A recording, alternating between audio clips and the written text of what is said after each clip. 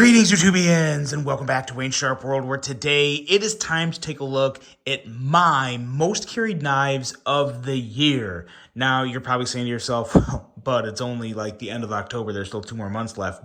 Well, yes, that's true, but hold on, because there's only 2 months left. There's going to be a lot of new knives coming out. There's other stuff I'm doing. I'm going to be carrying a lot of different knives for these last 2 months. So I am extremely 100% confident that the knives you're going to see in this video will end up being my most carried knives. There is one exception to that rule. There is a Kizer dropping in November that may get enough carries to creep its way into this list. I'll point that knife out when we get to it. Keep your eyes peeled for the review of Kizer's November drop with some epic knives. One in particular that I am drooling over as we speak. It's amazing. But with that being said, the rest of these, it's most carried, guys. These are the ones that have been in my pocket the most this year. I have 3 knives under $100, 3 knives over $100, and 1 knife that is actually both under and over $100 we're going to take a look at. Let's get right into it. Oh, one last quick thing. The only rule for this was it had to have been out for majority of the year. So, I mean, you guys are going to see a knife that has dropped within the past month or two. These knives are going to have been out for months, at least 3 to 4 months. Some of these knives have been out for most of the year. So they have been carried the most. They've been out long enough. They've been the ones that have been in my pocket. So let's get into it. Under $100. First up here, let's get the bias out of the way. And let's talk about this knife right here. This is the Vosteed LC Thornton, my design collaboration with Vosteed. And this one here happens to be a White Mountain Knives exclusive with the top liner lock, with the micarta, with the dark bronze blade coating. There is more coming of these guys, not of this exact version. There's going to be an even upgraded version with S35VN, stonewashed S35VN, and topo milled aluminum scales. They're going to be freaking amazing. I cannot wait to get one of these in hand. But this guy right here is phenomenal. I am so proud of this knife. It feels amazing in my hand. It has the excuse me, it has the ergos I look for in a knife. Long, slicey, thin blade, phenomenal action. Vosteed is one of, if not the best out there with that top liner lock. Thumb studs, perfect placement. I wasn't going to accept anything less than perfect thumb stud placement on this knife. It's so good. In this LC Thornton version, as the added filler for left and right hand carry. It's it, guys. It's easily one of my favorite knives in my collection, but clearly there's some bias here, so I don't shy away from that. I get it. But so many people agree that they love this knife as well, especially for under $100. So, amazing piece right here. Definitely at the top of the list. This one has clearly been my most carried of everything you're seeing in this video. But again, for more personal reasons, that's the Vosteed LC Thornton. And let's keep going on in this list. And let's get going into the world of Bestech, where we have the Snakebird. And guys, this is probably, I would also probably call this my most surprising knife under $100 for me personally this year, because I almost didn't even review it. Bestech asked if they wanted to send me one for free, and I was so unamused by it, I almost told them no. So yes, it was sent to me for free, but I almost passed it up. That's how much I didn't really think of this. And then they sent it to me, and I did that, and I thought, holy crap, that is the best detent feel for a button lock I've ever felt. It's incredible. For a button lock thumb stud knife, there's no play. There's no wiggle here with that lock up when the blade's closed. It feels like a detent ball. It is phenomenal. Big size knife. This guy was coming in at like $60, $65, 14C 28N. The moment I got this from Bestech, I put it in my pocket, and it was weeks before it came out.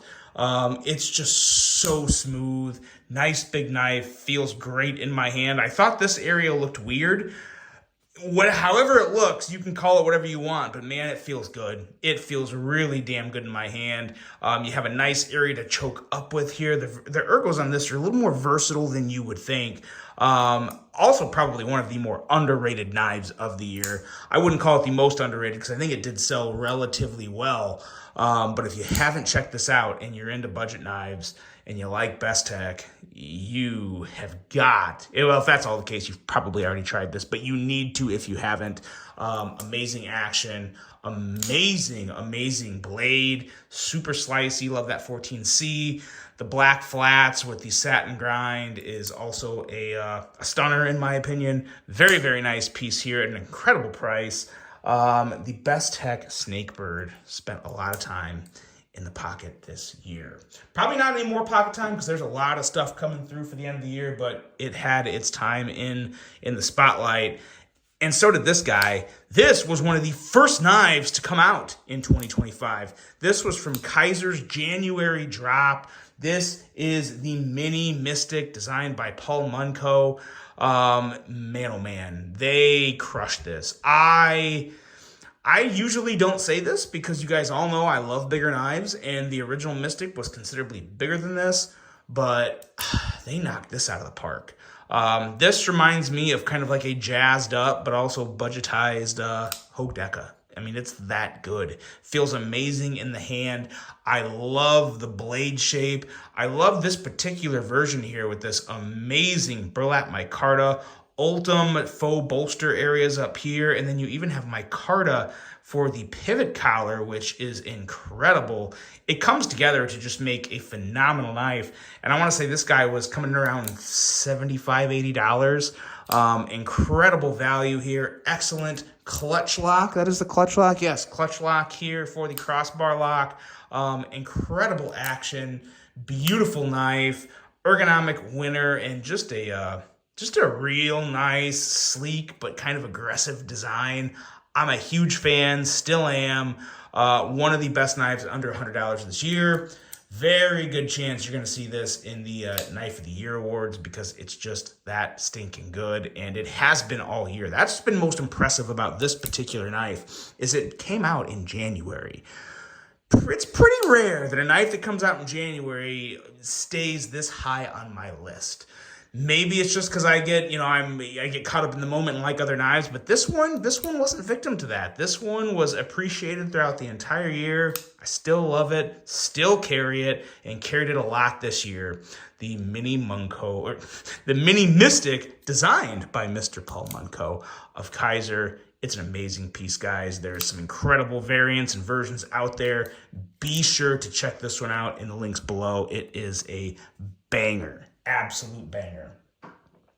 That wraps up our under 100. Let's get into the over 100. And man, oh man, we are going to really kick it up a notch here. Once I figure out where I put all these, here we go. We are looking at, first up, this guy right here, another Kizer that came out in January. And it has, arguably, I would probably put this one ahead of the Mini Mystic if I had to. I didn't keep track of just how many times I carry these knives, so I don't have exact numbers for you, but I would bet you money that this got more carries than the Mini Mystic. This is the Feweed, and this is without a doubt one of the most beautiful knives come out this year. The action on this thing is just to die for. These thumb studs are the best non-circular thumb studs that have ever been put on a knife. Ever. I mean ever. Nothing compares to this. It is just so easy to deploy that blade. They feel good. They get me all the traction. Did I mention there is an XL version of this coming out? And I am here for it, guys. I don't know if it's going to be out this year or in Q1 of next year, but I am here for all of that. The Feweed XL... I can't tell you how excited I am for that. I know I'm supposed to be talking about the Feweed, but I've been saying since the moment this came out, the only thing that would be better for me than this Feweed is a slightly bigger Feweed. or Feweed. I think it's Feweed. That's what we're getting. I believe it's going to be closer to like a 3.5-inch blade, 3.45 inches, something like that. Man, oh man, this thing, the action. Just watch this. So smooth. Reach around approved. The inlay work is phenomenal. The clip design is beautiful. It goes really well with the knife. The ergos are a winner. The ergos are great on this particular version, which is the only version you can get right now. At least, well, there's multiple versions, but the only size. The bigger version, I think, is going to have perfect ergos for me. I cannot put into words how excited I am about the Feweed XL. But last word about the Feweed. It is the one Kizer. I'm going to say this right now. If you were going to try one Kizer this year, this is one of the two you should try out. The other one, like I said, it's dropping in November, and you will see a video of that the moment it's available on my channel because I'm in love with it. But this is easily one of the two best Kizers that have dropped this year. If I had to rank them, this would be number 2 behind the other one you're going to see in November. That's how confident I am with this knife. I love this piece, half since it's dropped, and the carry time resembles that. The Kizer Feweed, still out, still available. Pick one up. It's a fidget beast and just an absolute stinking beautiful, amazing knife. And one more time, I'm so excited about the Vosteed XL. I can't freaking wait. Okay, let's move on. This guy right here, the Vosteed Psyop. I think this was $299 if I remember right. The Psyop $299. I think that's what it was. This knife, I like almost cried when I saw this thing coming out. I love the Psyop series in general. I didn't think any Psyop was going to get better than the slightly bigger version. This is one of the very few knives out there. They actually made it just a little smaller, and I like it more. I love the onlays. I love the top liner lock. I love the clip. I love the blade. I love everything about this knife. And when this thing came out, it just lived in my pocket for like a month. I mean, it was the go-to when I was at home in the office. This was in my pocket, and it's freaking amazing. Ergos are great. Action's amazing. The design is so simple, but so clean and just flawless. There's no issues. There's no problems. There's no eyesores. I just love it. The backspacer pop colors with the thumb stud and backspacer. Love the little color pop there. I have tried everything I could to dirty these scales up, but this micarta that Vosteed uses is just second to none. I think it's the Norplex brand. Really, really nice stuff. But just another beautiful, beautiful knife from Tough Knives. S35 VN steel. I don't know if this one's still available. This one's a little tougher to get. I'm sure Vosteed is going to have another run in the works. They would be fools not to, and everyone at Vosteed is very smart, friendly people. So I'm sure there's going to be more of these coming if they're out of stock. But man, oh man, the Vosteed Psyop, and like I said, I'm pretty sure it's $299. It's Vosteed Psyop $299. I think is the actual full model name. I'll have the full details in the description, of course, of the video. But guys, this thing is freaking gorgeous, amazing. One of the best Vosteeds this year, without a doubt. The Vosteed Psyop $299. Last up in the over $100 category, we got a tank, we got a unit. We have the return of ZT with the 0203. And as you guys can see with the wear on the blade, I've tried to beat this knife up. And surprisingly, this coating has held up ridiculously well. I mean, I know some people are like, oh, but there's a bunch of marks. Well, yeah, but as hard as I use this, I feel like there should be a lot more wear and tear on this guy. I demolished cardboard. Cardboard runs from this knife, guys. Cardboard grows legs and runs away from this knife. It is so smooth, so fidgety. For just a thumb stud crossbar, that is very satisfying because that is one big, thick, powerful blade getting kicked out of there. And I love the details with this guy.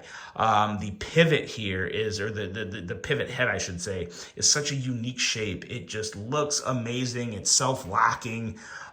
It is so stinking good with everything they have going on here. These crossbar studs also feel great. And what just blows my mind away is just how smooth this blade closes. I mean, it's butter. It is absolute butter. And through all that hard use, the blade is still perfectly centered. This is not cheap. I want to say this is like $280, $300-ish, I believe. Might be on sale for $260. I'm of course gonna link it. But yeah, it is the ZT to try. If you were a ZT fan of past years and you thought they were dead and done and buried, no, they're back. This is it, guys. The 0203 is just freaking amazing. It feels so much beefier and tougher and more badass in your hand once you get it. You might look at a picture and be like, oh, it looks like other Kershaw and ZT designs. It's different, guys. This thing is so different, so smooth, so good. This is a hard one to take out of the pocket. Not the most friendly looking knife, but this is more of every knife is a tool, but this thing is a beast of a tool. This thing is made for the hardest work, with that M4 blade steel, clearly very durable coating, and just a great handle. This thing is by far and away the best knife to come out of ZT in quite a while. Quite a freaking while. The ZT-0203, an absolute monster, and a knife from 2025 that I will not soon forget. And now lastly, there was one knife that was so good under $100 and so good over $100, I thought I'd make its own little category for it here real quick. And it is, surprise, surprise, a Kizer. As I've already said, Kizer's had an amazing year this year. It's the mini Momo. You have the budget version, and then you have this premium version. And I want to explain something with this, because while this premium version, I think from a feel and fit and finish standpoint, I do highly prefer the premium version. You get extra little things that are just amazing. Like, actually, let me open both of these. The pocket clip on the premium version is exceptionally better. Carries great in the pocket, feels amazing in the hand. This thing disappears in the hand. So it's a really, really nice and clever pocket clip design on the premium version. And then you also have this beautiful looking inset line. I think it would have to be considered a liner lock.